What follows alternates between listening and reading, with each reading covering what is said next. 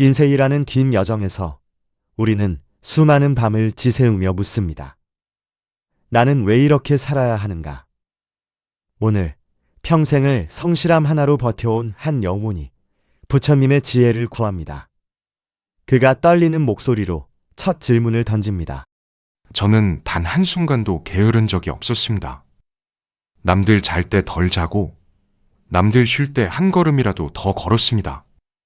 가족들 굶기지 않으려 내 몸 부서지는 줄 모르고 평생을 일만 하며 살았습니다. 그런데 제 인생은 왜 늘 겨울입니까? 봄이 올 거라 믿으며 이 악물고 버텼는데 왜 제 손에는 여전히 낡은 외투 한 벌과 시린 바람뿐입니까? 제가 도대체 무엇을 잘못했기에 제 삶은 이토록 지독한 가난의 굴레를 벗어나지 못하는 것입니까? 참으로 고생 많으셨습니다. 당신의 거친 손마디와 굽은 등이 그동안 얼마나 치열하게 삶을 지켜왔는지 증명하고 있군요. 많은 이들이 말합니다. 성실하면 복을 받고 노력하면 부자가 된다고 말이지요. 하지만 당신처럼 평생을 바쳐 일하고도 여전히 가난의 겨울 속에 머무는 이들이 세상에는 참으로 많습니다. 그럴 때마다 사람들은 스스로를 탓합니다. 내가 능력이 없어서, 내 운명이 기구해서 라며 가슴에 못을 박지요. 하지만 오늘 부처님의 지혜를 빌려 당신에게 분명히 말씀드리고 싶습니다. 당신의 가난은 당신의 잘못이 아닙니다. 오늘 이 시간에는 당신의 삶에 왜 그토록 시린 겨울이 길게 이어졌는지 그 근원적인 이유를 함께 찾아보려 합니다. 이 영상이 끝날 때쯤 당신은 더 이상 왜 나만 가난한가 라는 원망으로 자신을 괴롭히지 않게 될 것입니다. 대신 그 모진 겨울을 견뎌낸 당신의 영혼이 얼마나 단단해졌는지, 그리고 이제 어떻게 봄의 씨앗을 틔워야 할지 그 명쾌한 답을 얻게 될 것입니다. 자, 이제 무거운 짐을 잠시 내려놓고 저와 함께 당신의 인생 지도를 다시 펼쳐보시지요. 저는 정말 이해할 수가 없습니다. 흔히들 노력은 배신하지 않는다고 하지 않습니까? 그런데 제 인생은 왜 이리도 배신감으로 가득합니까? 정직하게 살면, 성실하게 살면 언젠가는 볕들 날이 올 거라 믿었습니다. 하지만 돌아보니 제 손에 남은 건 굳은 살과 병든 몸, 그리고 여전히 줄어들지 않는 빚뿐입니다. 옆집 누구는 요령 피우며 살아도 부자로만 잘 사는데 저는 왜 뼈 빠지게 일해도 늘 제자리 걸음입니까? 제 노력이 부족했던 것입니까? 아니면 처음부터 저는 가난할 수밖에 없는 운명을 타고난 것입니까? 당신의 떨리는 목소리에서 그동안 짊어지셨을 삶의 무게가 고스란히 전해집니다.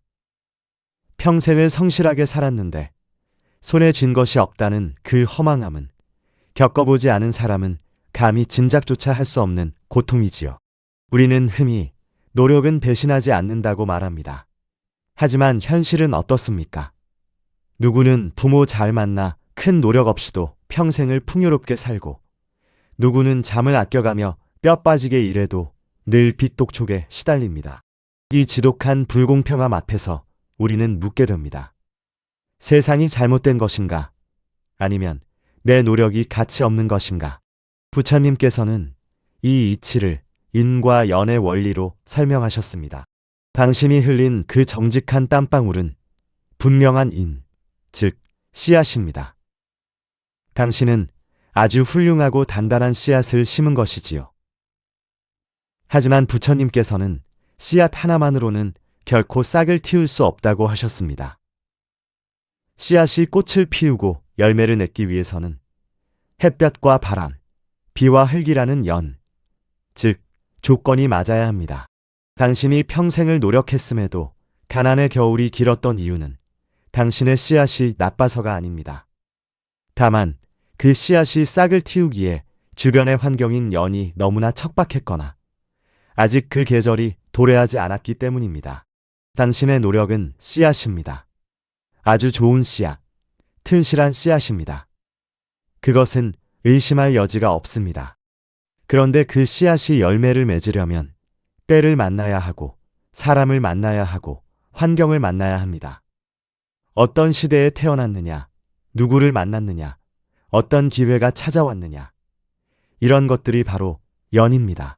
한겨울 얼어붙은 땅에 아무리 좋은 씨앗을 뿌려봐야 싹이 트겠습니까? 농부가 게을러서가 아닙니다. 아직 계절이 오지 않은 것입니다. 비가 내리지 않은 것입니다. 혹자는 이렇게 반문할지 모릅니다. 그렇다면 노력해봐야 소용없는 것 아닙니까? 운명이 정해져 있다는 뜻인가요? 아닙니다. 결코 그렇지 않습니다. 씨앗이 없으면 아무리 좋은 봄비가 내려도 싹은 나지 않습니다. 당신이 흘린 땀은 사라진 것이 아니라 당신이라는 인생의 대지 아래 켜켜이 쌓여 있습니다. 다만 당신의 대지가 그동안 너무나 메말라 있었을 뿐입니다. 과거로부터 이어져 온 가난의 습기, 혹은 우리가 미처 알지 못하는 복의 부족이라는 메마른 땅이 당신의 땀방울을 모두 흡수해버린 것이지요. 그렇다면 의문이 생길 것입니다. 왜 누구의 땅은 처음부터 비옥하여 씨를 뿌리는 족족 싹을 틔우는데 왜 내 땅은 이토록 척박하여 땀방울조차 흔적 없이 삼켜버리는 것일까? 그 차이를 이해하기 위해서는 우리가 태어나면서부터 지니고 온 보이지 않는 인생의 그릇을 들여다보아야 합니다. 사람에게는 누구나 태어날 때부터 가지고 오는 혹은 살아가며 만들어가는 복의 그릇이 있습니다. 어떤 이는 태어날 때부터 커다란 항아리를 들고 나와 남들이 붓는 물을 넙죽넙죽 잘도 받아냅니다. 하지만 어떤 이는 아주 작은 종지 하나를 들고 태어나기도 합니다. 당신이 평생 가난했던 이유 중 하나는 어쩌면 당신이 가진 복의 그릇이 그동안 너무나 작았기 때문일지도 모릅니다. 당신은 평생 남들보다 더 많은 물을 길어 날랐을 겁니다. 하지만 그릇이 작으니 아무리 채워도 금방 넘쳐버리고 조금만 써도 바닥이 보였던 것이지요. 그렇다면 이것이 당신의 잘못입니까? 아닙니다. 그릇의 크기는 과거의 인연들이 얽혀 만들어진 결과일 뿐 현재의 당신이 게을러서 생긴 일이 아닙니다. 부처님께서는 노력의 진정한 가치는 결과보다 그 과정을 통해 내면의 그릇을 넓히는 데 있다고 하셨습니다. 지금 비록 작은 종지를 들고 가난의 겨울을 지나고 있지만 당신은 부족함을 채우기 위해 간절함을 배웠고 인내를 배웠으며 작은 것의 소중함을 뼛속 깊이 새겼습니다. 그 고통의 시간들이 사실은 당신의 영문이라는 그릇을 크고 단단하게 빚어내고 있었던 것입니다. 당신이 왜 나는 가난할까라고 자책하는 그 순간에도 당신의 노력은 당신의 업을 닦아내고 미래의 당신 혹은 당신의 자손들이 누릴 거대한 복의 저수지를 채우고 있는 중입니다. 이제 스스로에게 이렇게 말해 주십시오. 나는 게을러서 가난한 것이 아니다. 나는 지금 내 복의 그릇을 더 크게 빚어가는 중이며 내 씨앗이 터져나올 봄을 기다리는 중이다. 당신의 노력은 결코 배신하지 않았습니다. 다만 지금은 그 결과가 당신이 원하는 돈이라는 형태가 아닌 인생을 버티는 힘과 영혼의 깊이로 먼저 찾아온 것입니다. 부처님의 인과법에서는 뿌린 씨앗은 반드시 결과를 낳는다고 말씀하셨습니다. 그 형태와 시기를 우리가 정할 수 없을 뿐입니다. 그러니 이것 하나만 기억해 주십시오. 당신의 성실함은 그 자체로 이미 고귀한 수행이었음을 부처님께서는 온 마음으로 알고 계십니다. 그 말씀을 들으니 제 노력이 헛된 것만은 아니었다는 생각에 가슴 한구석이 조금은 가벼워졌습니다. 하지만 제 마음 깊은 곳엔 여전히 풀리지 않는 응어리가 있습니다. 세상 사람들은 말합니다. 이게 다 전생에 지은 죄 때문이라고, 내 업보라고요. 정말 그렇습니까? 전생의 잘못 때문에 이 나이가 되도록 가난의 형벌을 받아야 하는 것입니까? 도대체 제가 무슨 죽을 죄를 지었길래 시작부터 이런 가시밭길에 던져진 건가요? 이것이 내가 피할 수 없는 업보라면 도대체 언제까지 이 빚을 갚아야 끝이 나는 겁니까? 가난하게 태어난 것이 정말 전생의 벌입니까? 제가 아무리 발버둥 쳐도 바꿀 수 없는 정해진 운명인 것입니까? 이 지독한 가난의 흐름을 제대에서 끊어낼 방법이 있기는 한 걸까요? 가슴속에 맺힌 그 응어리가 얼마나 단단한지 느껴집니다. 왜 하필 나인가라는 그 질문은 사실 가난보다 더 아프게 당신의 영혼을 찔러왔겠지요. 많은 이들이 업보라는 말을 마치 피할 수 없는 선고나 가혹한 처벌처럼 여깁니다. 하지만 부처님께서 말씀하신 업, 즉 카르마의 본래 의미는 벌이 아닙니다. 그것은 단지 흐름일 뿐입니다. 행위의 흐름이라고도 할 수 있습니다. 과거에 어떤 행위를 했고 그 행위가 일정한 흐름을 만들고 그 흐름이 현재의 조건을 형성한다.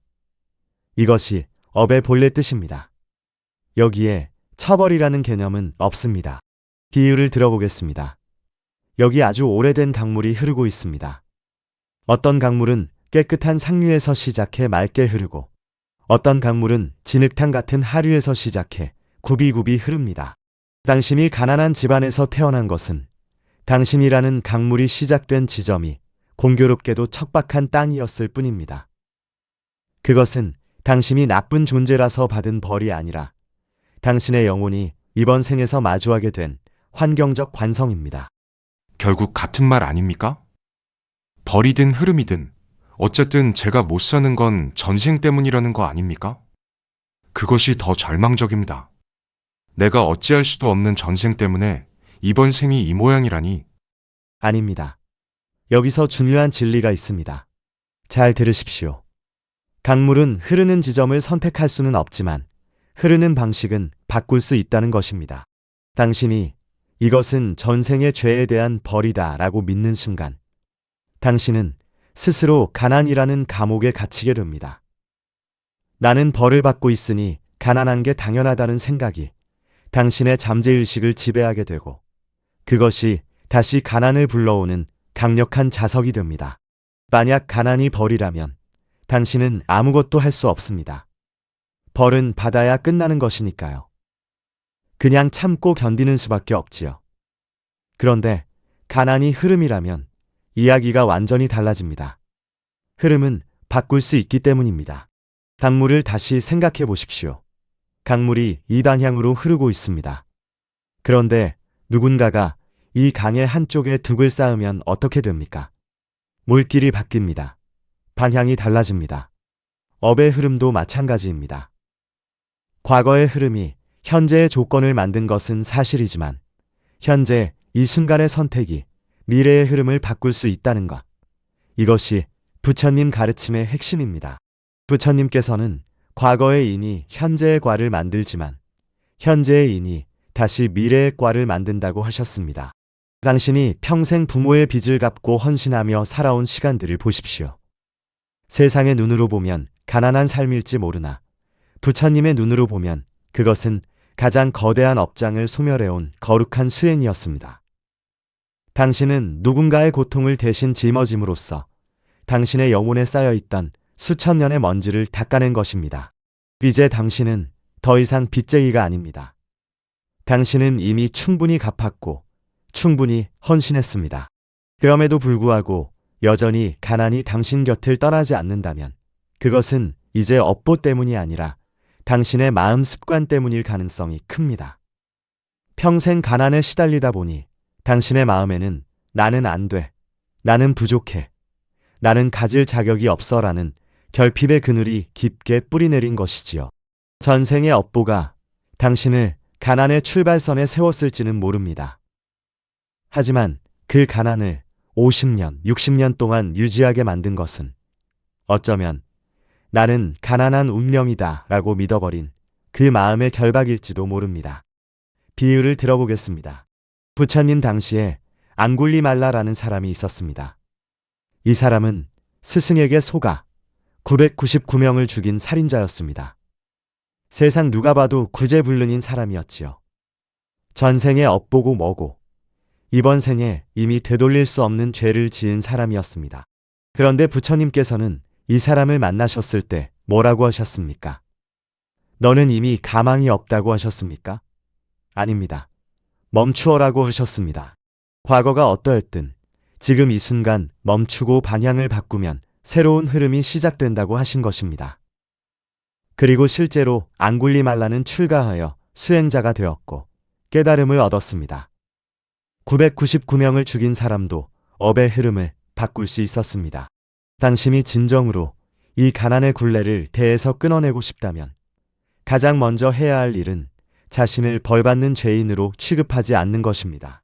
당신은 죄인이 아니라 가장 거친 파도를 온몸으로 막아내며 여기까지 배를 몰고 온 용맹한 선장입니다. 스스로를 귀하게 여기십시오. 이난하면 잘 살았다, 애썼다라고 자신을 안아줄 때 비로소 당신을 묶고 있던 업보의 사슬이 녹아내리기 시작할 것입니다. 당신의 자녀분들도 그것을 봅니다. 부모가 두려움 속에 살면 자식도 두려움을 배웁니다.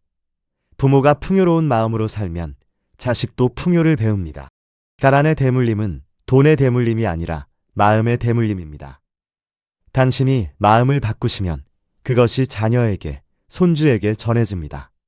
그것이 진짜로 가난의 흐름을 끊어내는 것입니다. 999명을 죽인 사람도 마음을 돌려 업을 닦았다는 말씀은 놀랍습니다.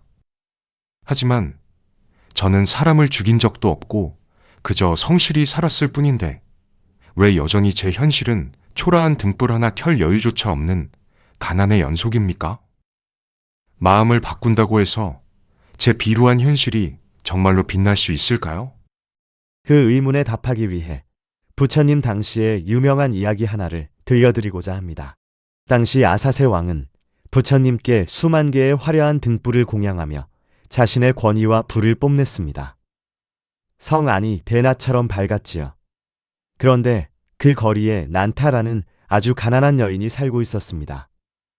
그녀는 평생 구걸을 하며 살아가는 당신보다 더한 가난의 밑바닥에 있는 사람이었습니다. 그녀는 왕의 화려한 등불을 보며 생각했습니다. 왕은 저토록 큰 복을 짓는데 나는 전생에 무슨 죄를 지어 등불 하나 올릴 돈조차 없는가. 그녀는 온종일 구걸해서 얻은 단돈 몇 푼을 들고 기름집으로 달려갔습니다. 하지만 그 돈으로는 등불을 켜기 위한 기름을 반도 살 수 없었지요. 기름집 주인은 그녀의 간절한 사연을 듣고 감동하여 기름을 덤으로 조금 더 주었습니다. 난타는 그 작은 등불 하나를 부처님이 지나가시는 길목에 정성껏 올리며 이렇게 기도했습니다. 부처님, 저는 가난하여 이 작은 등불밖에 드릴 것이 없습니다. 하지만 이 등불의 빛이 제 마음의 어둠을 밝히고 언젠가 모든 중생의 아픔을 비추는 지혜의 빛이 되게 해주소서. 밤이 깊어지자 거센 바람이 불어왔습니다. 왕이 올린 수만 개의 화려하고 비싼 등불들은 바람에 맥없이 모두 꺼져버렸습니다. 하지만 이상하게도 가난한 여인 난타가 올린 그 작고 초라한 등불 하나만은 새벽이 올 때까지 꺼지지 않고 대지를 밝히고 있었습니다. 부처님의 제자인 아난이 이상히 여겨 그 불을 끄려 했지만 불꽃은 오히려 더 세차게 타올랐습니다. 그때 부처님께서 말씀하셨습니다. 아난아, 그만두어라. 그 등불은 한 여인의 온 정성과 간절한 서원으로 켠 것이니 세상의 어떤 바람도 그 빛을 끌 수 없느니라. 이 이야기가 주는 진실을 보십시오. 가난의 굴레를 끊는 것은 왕의 화려한 수만 개의 등불, 물질이 아니라 난타가 가졌던 진심 어린 마음의 방향이었습니다. 당신은 지금껏 내가 가진 게 없어서, 돈이 없어서 자식에게 미안하고 세상에 당당하지 못하다고 하실지 모릅니다.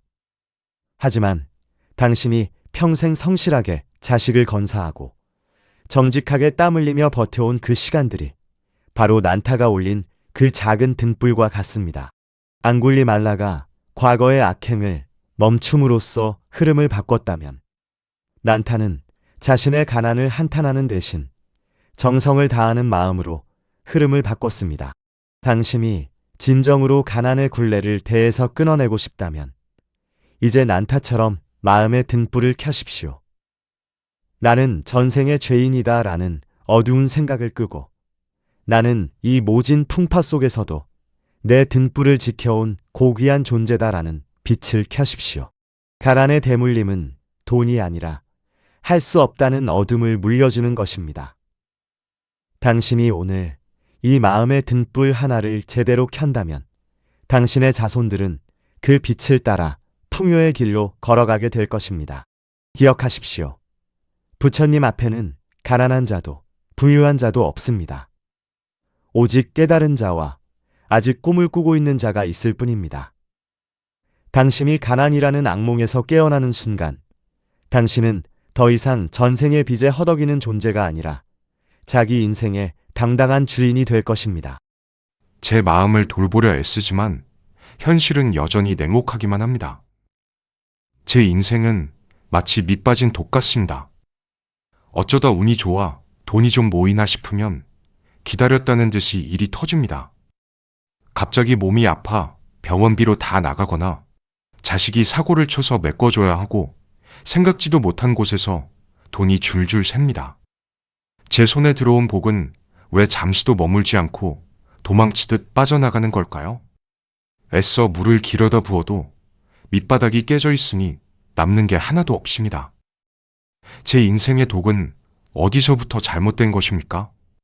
이 깨진 틈을 메우고 이제는 제발 제 인생에도 물이 좀 고이게 할 방법은 없는 것입니까? 한 고비 넘기면 또 다른 고비가 찾아오는 그 고단한 반복이 당신을 얼마나 지치게 했을까요? 밑 빠진 독에 물을 붓는 심정으로 하루하루를 버텨온 당신의 인내에 깊은 연민을 느낍니다. 우리는 흔히 돈이 새 나가는 것을 환경 탓이나 운 탓으로 돌리곤 합니다. 하지만 부처님의 지혜로 들여다보면 복의 그릇에 금이 간 이유는 외부가 아닌 마음의 파동에 있습니다. 당신이 평생 가난과 싸우며 살아오다 보니 당신의 무의식 깊은 곳에는 결핍이라는 거대한 두려움이 자리 잡았습니다. 돈이 생겨도 기쁘기보다는 이게 언제 또 나갈까 불안해하고 물을 채우면서도 어차피 밑으로 다 빠지겠지라고 생각하지는 않으셨습니까?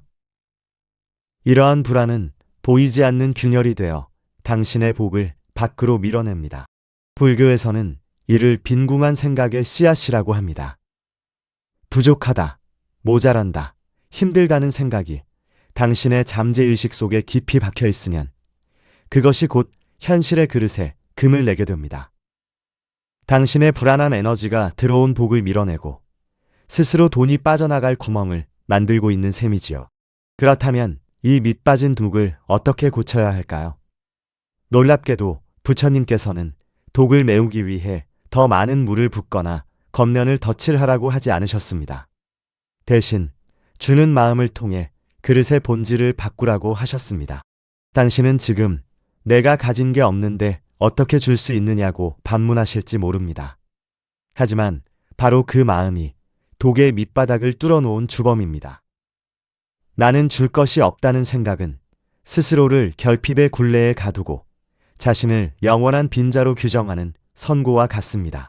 부처님께서는 돈 한 푼 없어도 누구나 베풀 수 있는 7가지 방법인 무죄칠시를 가르쳐 주셨습니다.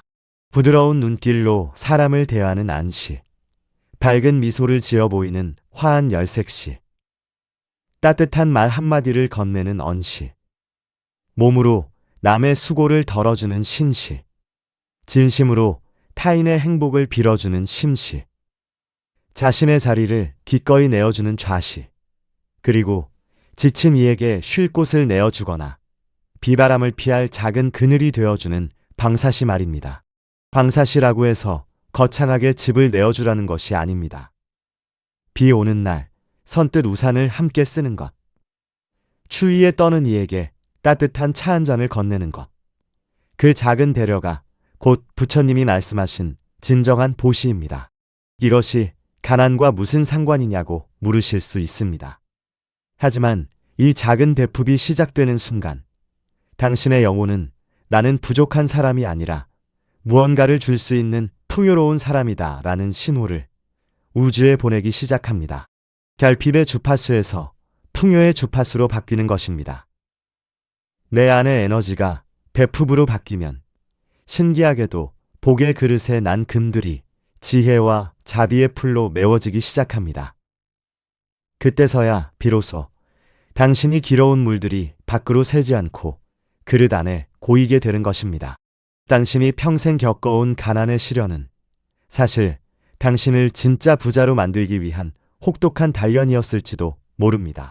남의 눈물을 닦아줄 줄 아는 가난한 자는 남의 눈물 위에 성을 쌓은 부자보다 수만 배 더 큰 복의 씨앗을 품고 있는 사람입니다.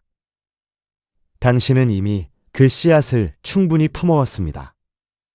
다만 그동안은 결핍이라는 어둠 속에 그 씨앗을 가둬두었을 뿐입니다.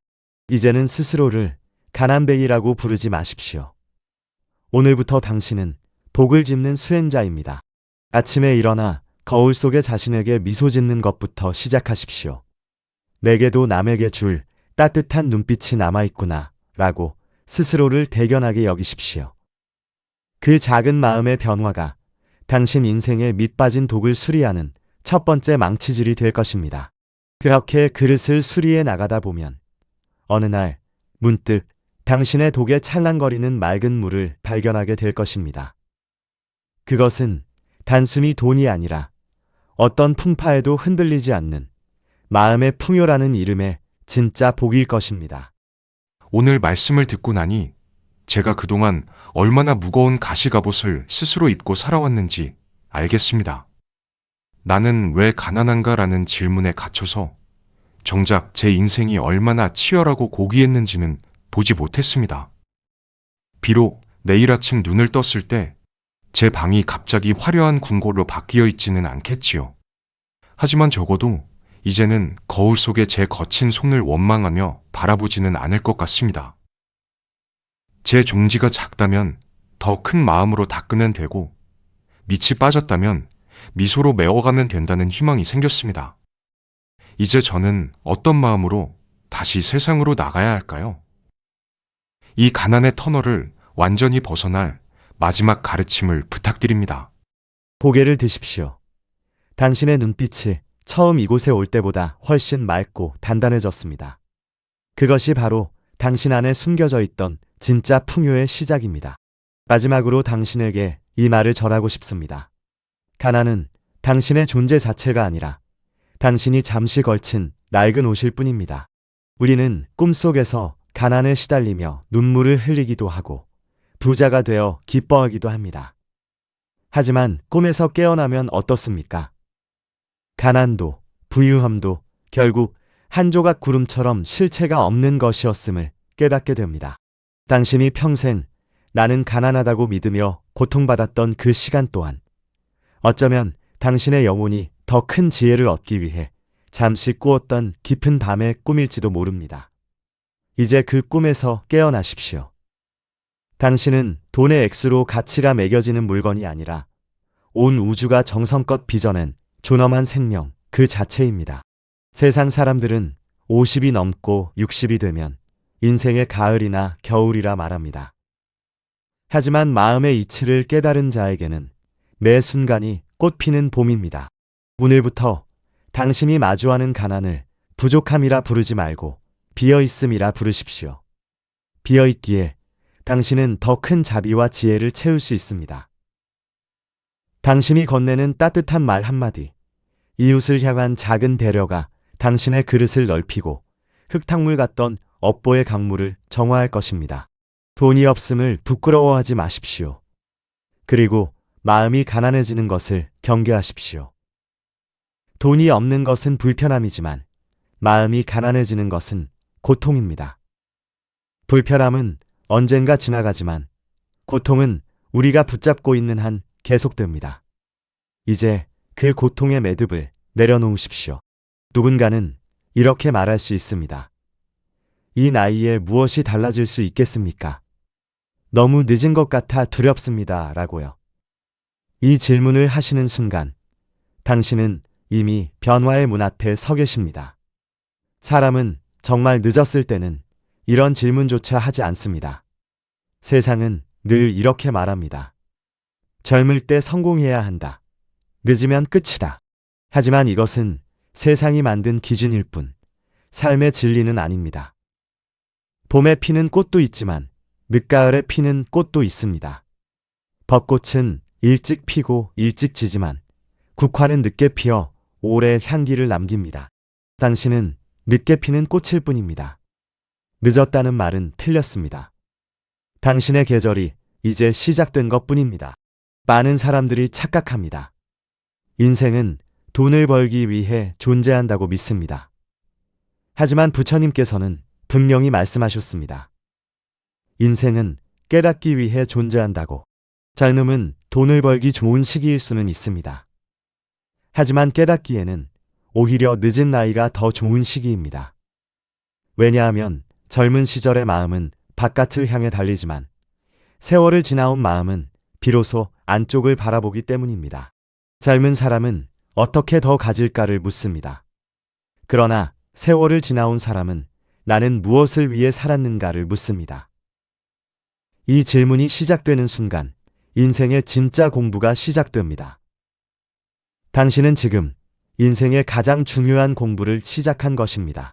당신은 더 이상 가난하지 않습니다. 풍요를 선택할 힘이 당신 안에 이미 있기 때문입니다. 이제 오늘을 내딛는 당신의 발걸음이 가볍기를 바랍니다. 당신이 걷는 그 길에 당신이 심어온 성실함의 씨앗들이 마침내 환한 꽃으로 피어나길 온 마음으로 축원하겠습니다. 나무 아미타불 관세음 보살. 나무 아미타불 관세음 보살. 나무 아미타불 관세음 보살. 오늘 부처님의 이 지혜가 평생 고단했던 당신의 마음에 작은 위로가 되었다면 구독과 좋아요로 이 소중한 인연을 이어가 주십시오. 여러분의 작은 관심이 이 채널이 지혜를 전하는데 큰 힘이 됩니다. 또한 지금까지 차마 어디에도 내뱉지 못했던 당신만의 고단했던 삶의 이야기나 오늘 얻은 다짐을 댓글로 남겨주십시오. 정성껏 읽고 당신의 앞날에 봄볕이 가득하기를 함께 기도하겠습니다. 당신의 삶은 결코 헛되지 않았습니다. 참으로 애쓰셨습니다.